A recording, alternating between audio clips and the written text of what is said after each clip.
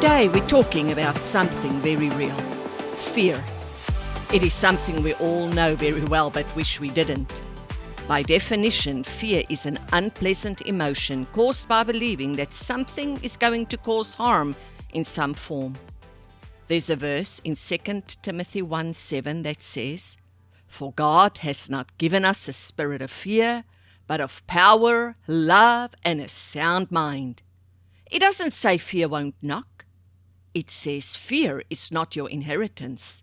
Fear is not your spirit. Power is. Love is. A sound mind is.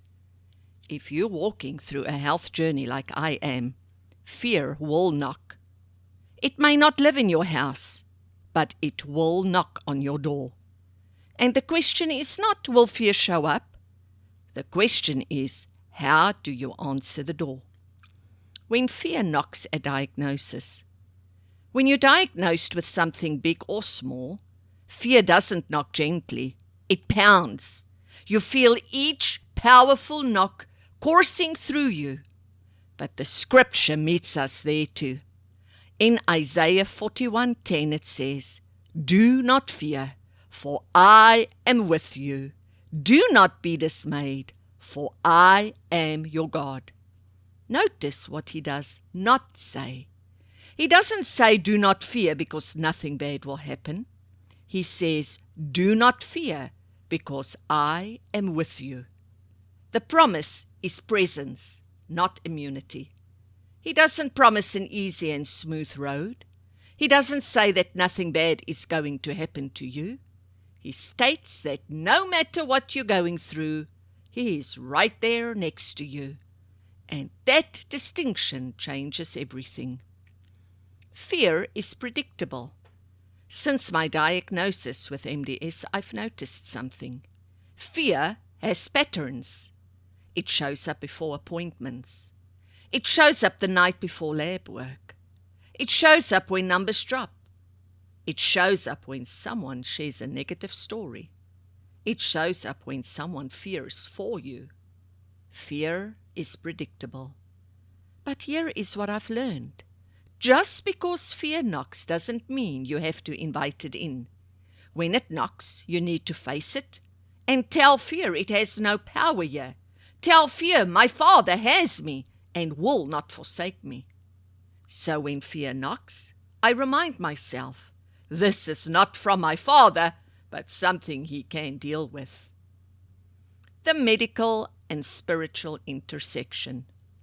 When your hemoglobin drops and your body feels weak and feels like it's hard to live your daily life, when platelets fall and bruises appear, and the risk of bleeding out, even with a small cut, increases exponentially, and when neutrophils sit below 200 and infection risk rises, disease or other common illnesses could potentially be life-threatening, you understand that your body is fragile. But feeling fragile does not equal abandonment. In Psalm 34, verse 4, David writes, "I sought the Lord, and he answered me. He delivered me from all my fears." Not necessarily from all his enemies, not from all his battles, but from all his fears. God often calms the storm inside before he calms the storm outside. Let me share an experience of how he calmed the storm inside me.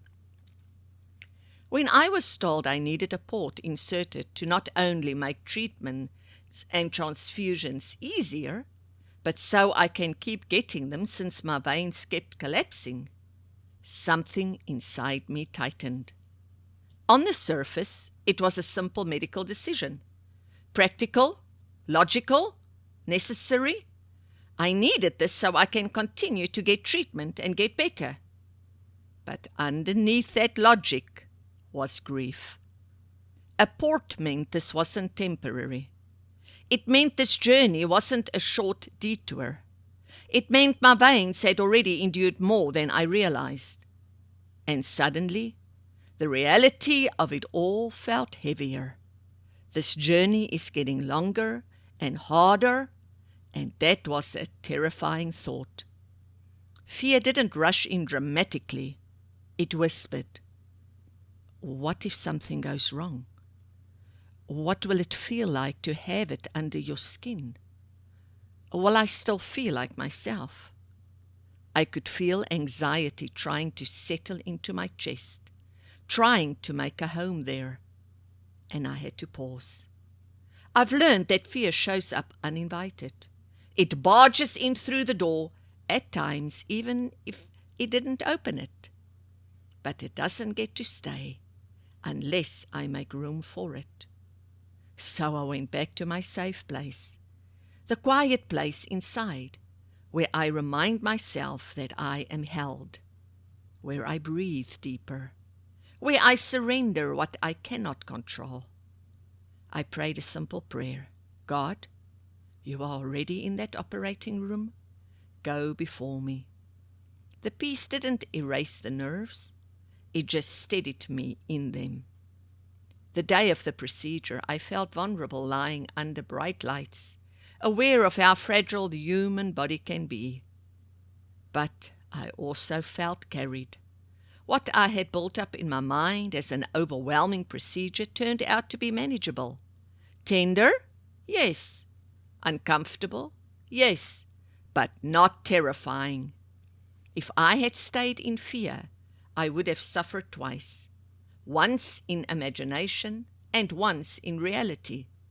Instead, I walked through it, anchored in peace. And now, when I feel the small outline of the port beneath my skin, I no longer see it as a symbol of sickness. I see it as support, a quiet reminder that I'm doing what I need to do to keep living fully. Peace didn't remove the procedure. It transformed how I experienced and processed it. Fear talks in what if. Fear loves two words. What if? What if the treatment stops working? What if this progresses further?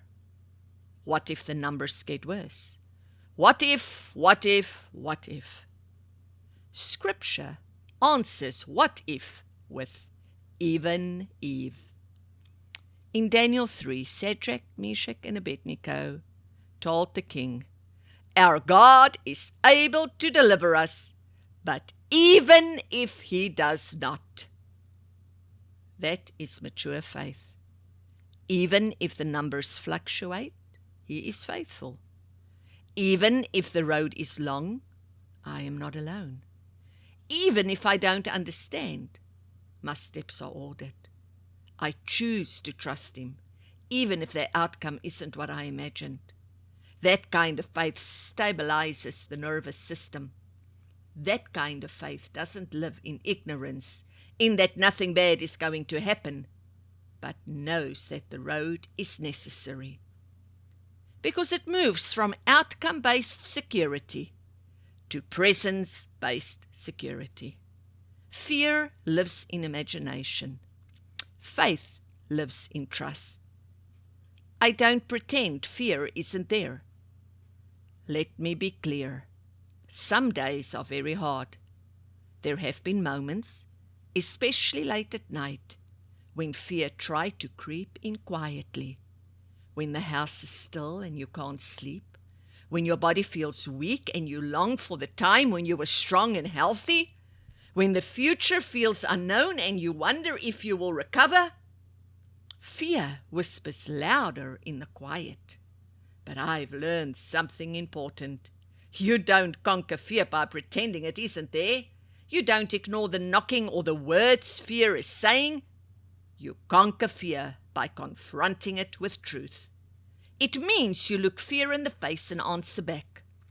Sometimes I will literally say out loud, "No, fear, you don't get to stay here." Because sometimes it doesn't help to respond in your head, but sometimes you need to use your voice to add power. When fear attacks at night. Let's talk about what can happen at 2 a.m. or really any time at night, but especially when lab results are pending, when a symptom appears, when you wake up and your mind starts racing. In Psalm 4 verse 8 it says, "In peace I will lie down and sleep, for you alone, Lord, make me dwell in safety." Notice that safety isn't defined by perfect blood counts, a perfect body, or a perfect situation. It's defined by who holds you. Peace is not the absence of medical risk, financial risk, or any other risk. Peace is trust in the middle of it. Peace is trust that no matter what the situation looks like or holds, everything will be all right. How I answer the door. When fear knocks, I do 3 things. Number 1, I recognize it. I don't ignore it. I name it. This is fear. Naming something removes its disguise. Naming something acknowledges it so that your words have more power when you fight back. Number 2, I replace it. Fear cannot be removed without replacement. It's the same principle of digging a hole and leaving a gaping pit and hoping that you don't fall in it. In Philippians 4:8, it tells us to think on what is true, noble, right, pure. So I ask myself, what is true right now? The truth is, I am alive. I am guided. I am under care. God has been faithful every step so far. Truth shrinks fear. Truth fills the gaps fear makes. Number 3, I refocus on today. Fear wants you months and years ahead. The acronym for fear that most people react to is false evidence appearing real. The acronym we must apply is face everything and rise. Peace keeps you in today. Matthew 6:34 tells us, "Do not worry about tomorrow, for tomorrow will worry about itself." Today has enough grace for today.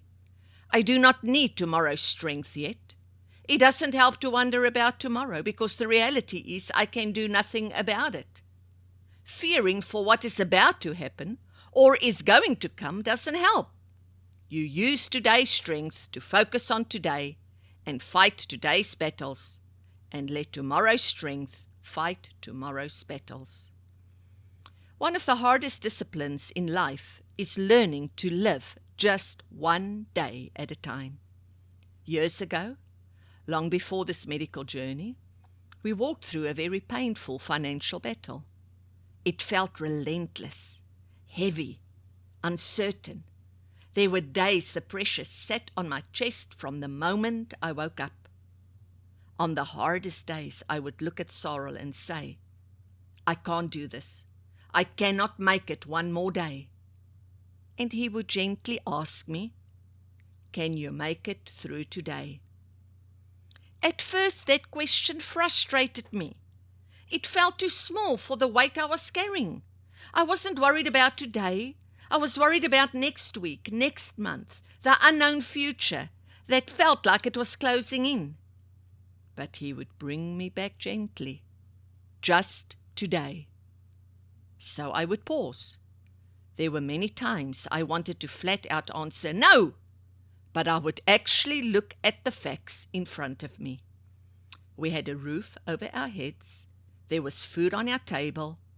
We had all we needed for that day. And when I stripped away tomorrow's fears, the answer was always the same. Yes, I can make it through today. That season taught me something I didn't fully understand at the time. Trauma and hardship become unbearable when we try to carry the entire future at once. The mind runs ahead, stacking imaginary tomorrows on top of an already heavy present. But grace, strength, provision, they show up daily. Not monthly, not yearly, daily. Walking through that financial battle trained my heart in a discipline I lean on now more than ever. Survival by surrendering tomorrow. One day, one breath, one decision at a time. And almost always when I narrow my focus to just today, I find I have what I need already. The battle for the mind. Chronic illness is a battlefield of the mind more than a battlefield of the body. 2 Corinthians 10 verse 5 tell us, we take captive every thought. That means not every thought deserves residence or a seat at your table. When fear says, you won't make it, you answer, that thought is not truth. When fear says, this statistic is your destiny, you answer, God writes my days. In Psalms 139 verse 16 it says, all the days ordained for me were written in your book before one of them came to be. Your diagnosis did not surprise God. This is not something new to him. Your neutrophil count does not override sovereignty. Your life is not at the mercy of randomness, but a predetermined plan written by him. Fear and the future. Fear is future focused. Faith is present focused. Let's go back to Matthew 6:34. Do not worry about tomorrow, for tomorrow will worry about itself. He doesn't deny tomorrow exists. He simply anchors us in today. Today you breathe. Today you are here. Today you are sustained.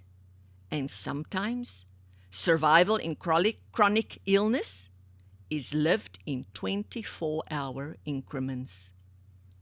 When treatment is hard. When treatment drains you. When transfusions become routine. When medications like Vidasa, Extrade, or other drugs bring side effects. You may feel weak mentally, emotionally, and physically. But weakness has never disqualified someone from God's strength. We read in 2 Corinthians 12 verse 9, my grace is sufficient for you. My power is made perfect in weakness. Notice that, not despite weakness, but in the weakness, your fragility, physical, emotional, or mental, becomes the canvas for spiritual resilience. Fear cannot share the throne. Here is something I realized early in this journey. You cannot give power to both fear and faith. One will dominate. If I rehearse fear daily, it will grow. If I rehearse trust daily, peace will grow. And rehearsing trust is a discipline. It requires daily practice. It is not denial, it is training. The spirit of power. Let's go back to 2 Timothy 1 verse 7. Power, love, a sound mind. A sound mind in chronic illness doesn't mean you never feel fear. It means fear does not get final authority, but love and power does. Love means you still connect, you still laugh, you still plan. Power means you participate in your care, you ask questions, you advocate, you steward your body. Faith is not passive. It is not sitting and waiting for things to happen. It is engaged trust. The anchor scripture for this season is Hebrews 6 verse 19. It states, we have this hope as an anchor for the soul, firm and secure. Notice where the anchor is, not in the storm, not in the diagnosis, not in the numbers. It is in hope. Hope doesn't deny reality. It stabilizes you inside it. It keeps you firm and secure. When fear knocks, it is asking, who are you trusting? And every time you respond with, I trust God, you are strengthening spiritual. You are strengthening spiritual muscle. Not because the situation disappeared, but because you remained anchored. Maybe you're not facing MDS. Maybe your fear is financial, relational, emotional, marital. But fear sounds the same. What if you don't make it? What if it falls apart? What if you're not strong enough? When fear knocks, remember, you are not required to open the door. You can look through the window, recognize it and say, "No, thank you. I know who holds my future." But sometimes your hands are shaking, your heart is racing, and everything in you wants to hide. But instead, you walk to that door anyway. You wrap your fingers around the handle, pull it open, and come face to face with the fear that's been knocking. You don't pretend it isn't there. You don't minimize it.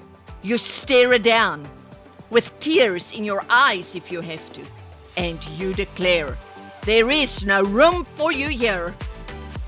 Peace is still your portion, and your steps are still ordered. If this encouraged you, please follow me, share it with someone who needs to answer fear differently today, and leave a comment about a time fear came knocking. Until next time, stay anchored.